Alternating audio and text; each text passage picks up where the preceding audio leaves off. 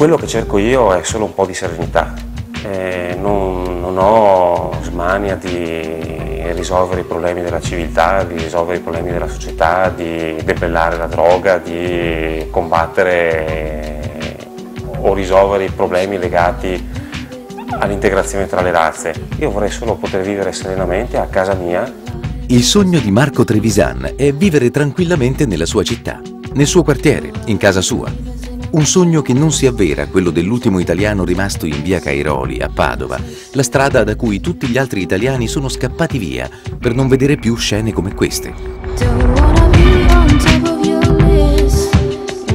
Spacciatori, tossici e ubriachi a tutte le ore del giorno e della notte. Ma lui ha deciso di restare e denunciare un inferno quotidiano.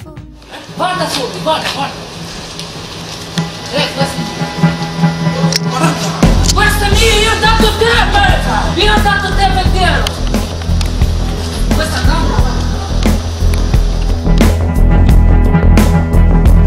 Per molti tornare a casa è il momento forse più bello della giornata, si torna nel proprio nido, si torna all'interno della propria famiglia.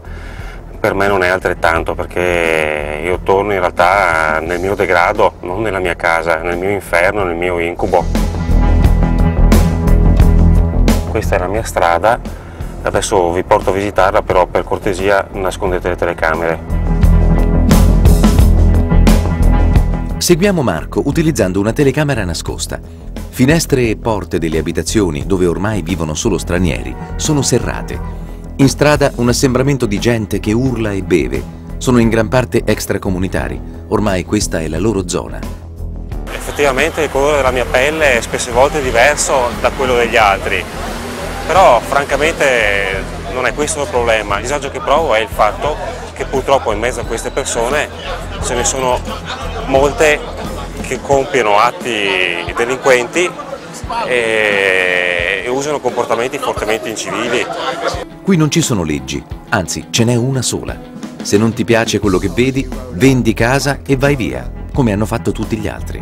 Se vuoi restare, invece, fai finta di niente, fai finta che tutto questo non ci sia. La risposta di Marco è stata la bandiera italiana. Io l'ho messo per ricordare alle persone che sono qui, che vogliono vivere con i miei vicini di casa o che vogliono frequentare questa via, che siamo in Italia, che possiamo convivere felicemente purché ci integriamo con le regole di questa nazione. It's unfortunate that when we feel us down. Quando torno a casa, per esempio, mi capita spesso di dover fare 1 o 2 giri in automobile per vedere qual è il momento giusto per infilarmi dentro all'uscio di casa. Cerco di proteggermi, mi chiudo dentro, attivo l'impianto dell'allarme, quando devo andare a dormire chiudo le finestre, le imposte le abbiamo dovute sostituire per cercare di trattenere il rumore che viene dalla strada.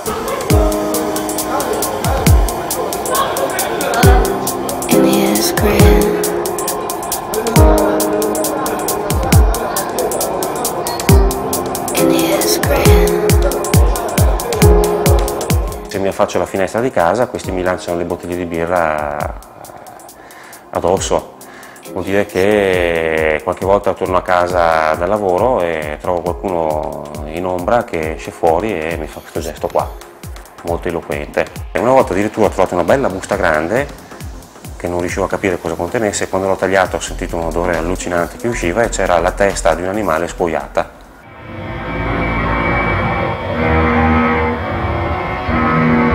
Qualche tempo fa tutta la mia famiglia viveva in questo appartamento. Questo è il soggiorno, lì c'era una piccola cucina, di qua invece una prima camera da letto, la toilette e un'altra camera da letto.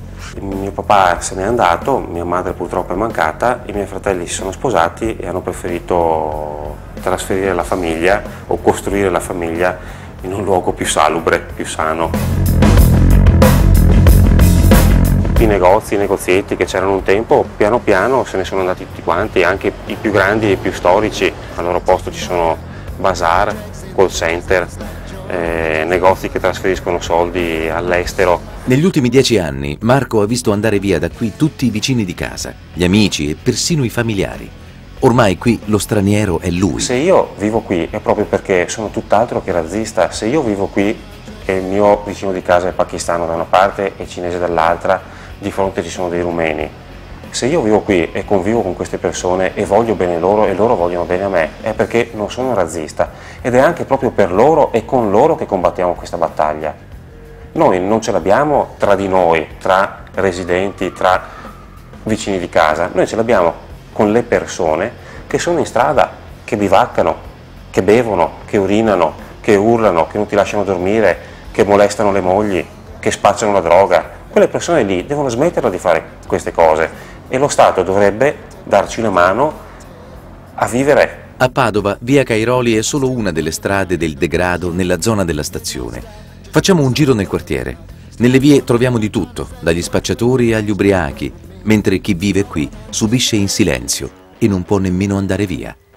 Me l'ha detto anche oggi questa mia nipote, che è l'ultima di 5, ha detto: zia, vendiamo, dico, e chi compra? I cinesi? Che è che compra qui? E la zona è svalutata, no? Pensare quanto hanno lavorato i nostri mariti, mio marito, mio cognato, mamma, quanti sacrifici.